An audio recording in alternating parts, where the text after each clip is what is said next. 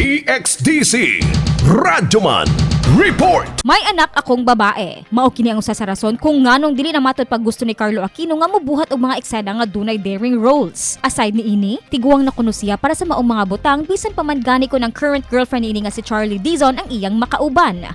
Dihang gipangutan ang aktor kung okay lang ba kaniya kung magpa-sexy ang hinigugma, wala kuno kini problema as long as gusto usab sa dalaga. Speaking of his relationship with Charlie, wala pa kuno sila makahisgot apan nang hinaot kini nga moabot ang adlaw nga magpakasal silang duha. Considering their age nga wa na kuno nagkabata. Na-realize usab kuno ni Carlo nga sa matag adlaw nagausab ang iyang panlantaw sa kinabuhi tungod ni Charlie. Ug dihang gipangutan na siya sa batasan nga iyang nagustuhan sa dalaga, kini mao ang pagkapalaban ni ini nga anaa sa lugar ug kun do naman sila problema, maagi ra kuno sa istorya.